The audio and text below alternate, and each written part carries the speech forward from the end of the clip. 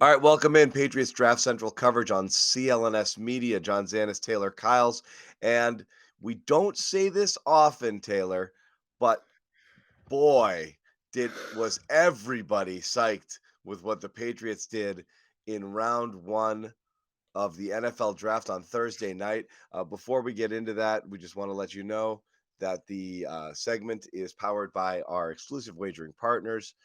FanDuel, head over to fanduel.com/Boston and take advantage of a $200 bonus when you bet five. That's all you have to do. Bet five, get 200 in bonus bets coming your way. Plenty to bet on if you wanted to get involved with NFL draft stuff with the second and third round coming up on Friday. But again, let's focus on what the Patriots did in round one. Really unbelievable. Let's just set the stage.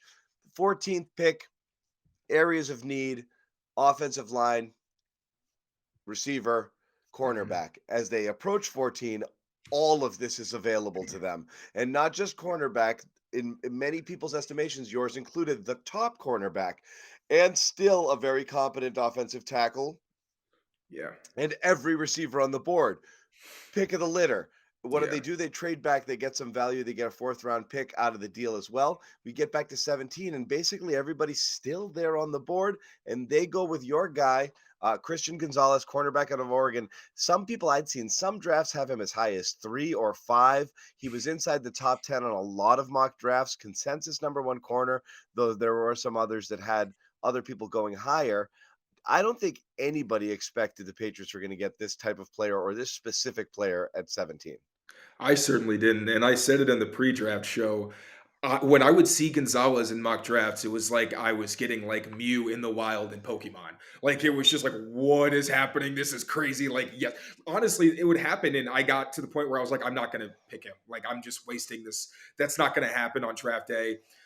I'm sure we'll find out at some point why this happened exactly. But I mean, it's an absolute home run. I don't know why he dropped.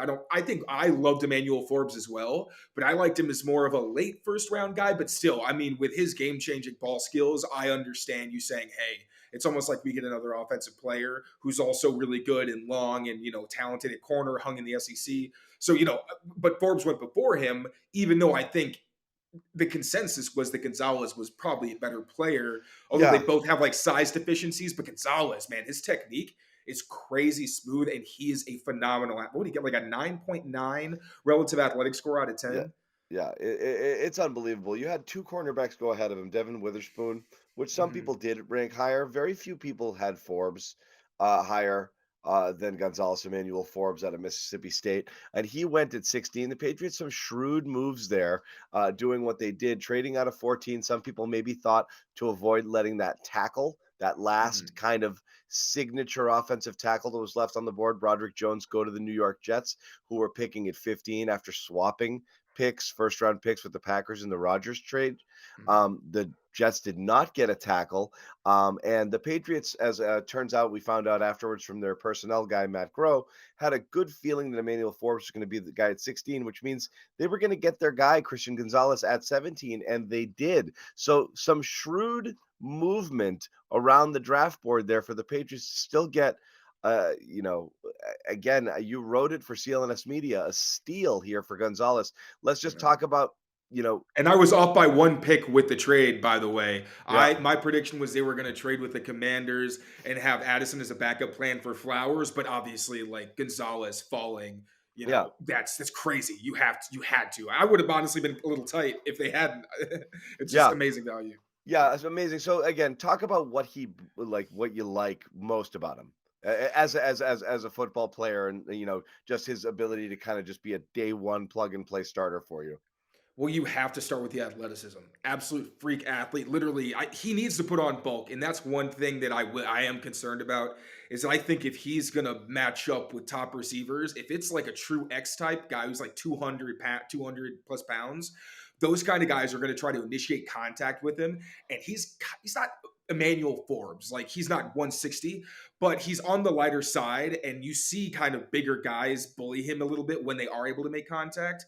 Like also he has good competitiveness in the run game, but you'll also see that like he's not really about that action when there's a lot going on in the pile, and he can't really throw his body around. But to his credit, like there's a great tackle he made on Georgia to stop a touchdown in the red zone.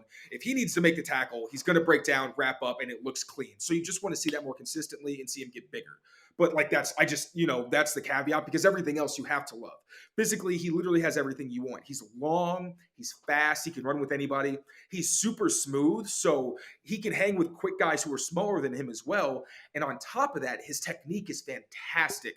Like I tweeted as well. One thing I love is a really athletic guy who plays his athleticism because that's when it's scary. You see a guy like Julius Brents, who's another freak athlete, great length, 6'4", fast, quick, all those things.